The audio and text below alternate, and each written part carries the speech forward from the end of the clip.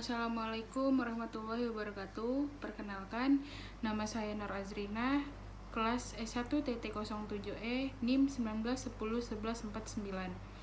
Pada kesempatan kali ini, saya akan membahas dan membaca makalah tentang kelompok saya yang berjudul Ikhtilafiyah dan Problem Kontemporer dalam Islam. Langsung saja, yang pertama saya akan menjelaskan pengertian ikhtilafiyah. Ikhtilafiyah dalam kajian hukum Islam yang berarti perbedaan, perselisihan, dan pertukaran.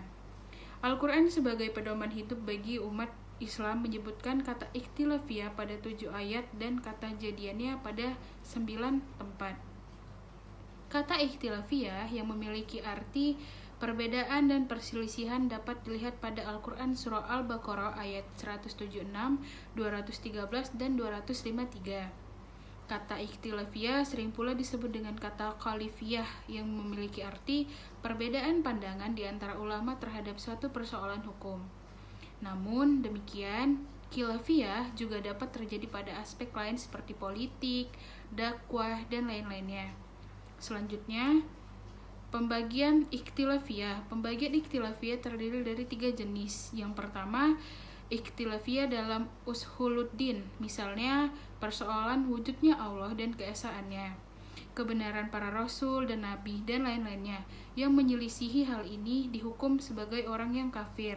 Yang kedua yaitu ikhtilafiyah dalam ushul mazhab ahlus sunnah wal jamaah, misalnya persoalan adanya azab dan nikmat kubur, persoalan celaan terhadap para sahabat radhiyallahu anhu, persoalan kadar tidak kafirnya seseorang perilaku maksiat selama ia masih bertauhid, dan lain-lainnya. Yang menyelisihkan hal ini tidak divonis kafir karena dianggap telah sesat, fasik, dan keluar dari lingkaran ahlus sunnah wal jamaah. Yang ketiga yaitu ikhtilafiyah dalam furu akidah, misalnya tentang apakah Nabi Shallallahu Alaihi Wasallam melihat Rabb-nya Tabarakallah wala ta'ala saat Mi'raj, juga persoalan diazabnya mayit karena tangisan keluarganya saat ia berada dalam kubur. Termasuk juga dalam hal ini, menurut penulis kitab yang saya rujuk, dalam ikhtilafiyah tentang sifat-sifat Allah dan ayat mutasyabihat, apakah menyikapi dengan tafwid atau dengan takwil. Nah, perbedaan dalam hal ini dianggap perbedaan ijtihadiyah belaka, dan yang berbeda tidak divonis sebagai sesat atau ahlul bid'ah.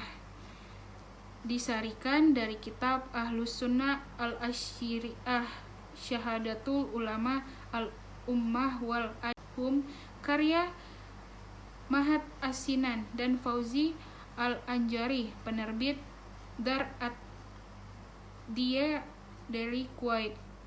Selanjutnya akan dilanjutkan dengan teman sekelompok saya. Nama saya Rizal Fauzi dari kelompok 9. Di sini saya akan mempresentasikan tentang masalah kontemporer dalam Islam. Istilah kontemporer atau kekinian secara umum digunakan untuk menyebut era di tahun-tahun terakhir yang saat ini sedang berjalan. Era kontemporer merupakan kelanjutan dari era modern, yaitu era perkembangan ilmu pengetahuan merujuk pada perkembangan sains di Eropa yang ditandai dengan keruntuhan otoritarisme gereja abad pertengahan dan masuknya zaman baru yang dikenal dengan Renaissance. Era baru ini diikuti dengan revolusi industri di bidang ekonomi dan revolusi Prancis di bidang politik. Karena itu, sebenarnya istilah modernisme mencerminkan perkembangan yang terjadi di Eropa sebagai titik balik dari abad ke-8 Eropa. Namun, kemudian gerak modernisme dan paham modernisme juga menyebar ke dunia Islam. Penyebaran paham modernisme ke dunia Islam terjadi karena seiring dengan kemajuan pesat di Eropa, dunia Islam justru mengalami kemunduran secara berangsur-angsur. Ketika dunia barat diselimuti dengan kegelapan yang dikenal dengan The Dark Age, dunia Islam masih cemerlang. Namun, justru ketika Barat mentas dari abad ke-8, dunia Islam mengalami hal sebaliknya.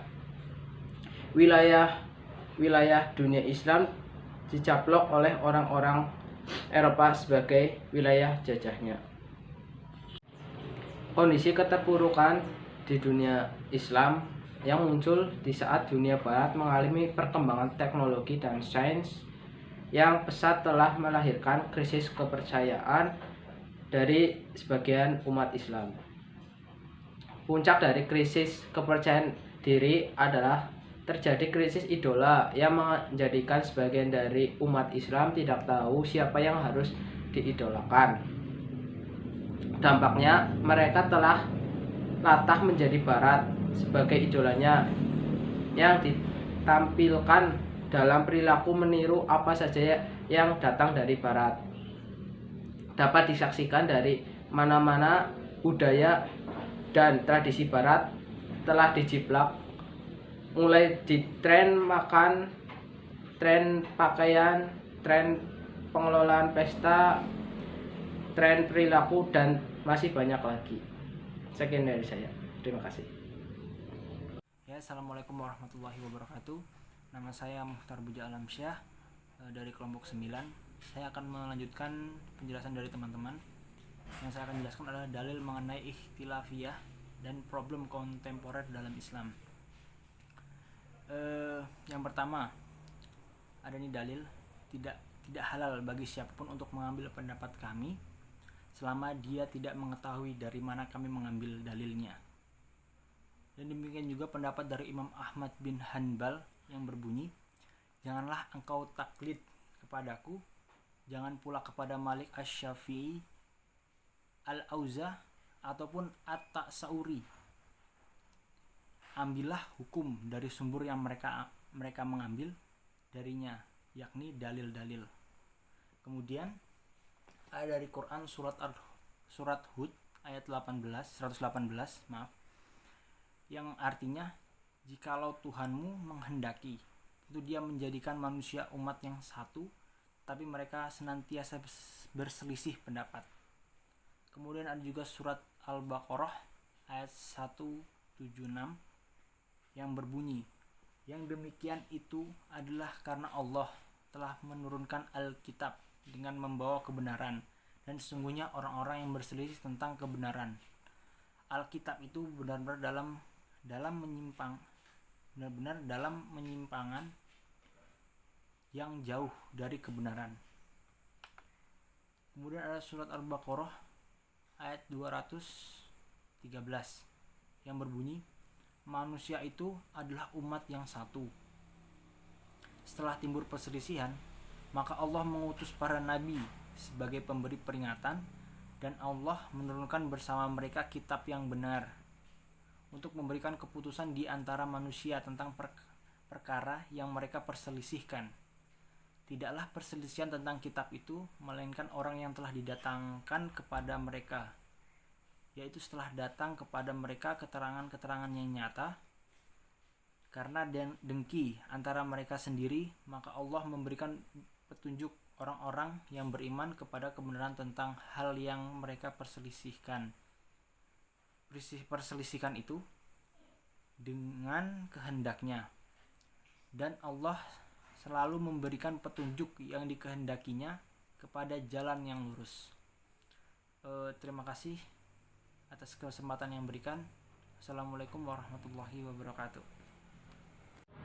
Sekian dari kelompok kami. Apabila banyak kesalahan dan kekurangan, kami meminta maaf yang setulus-tulusnya.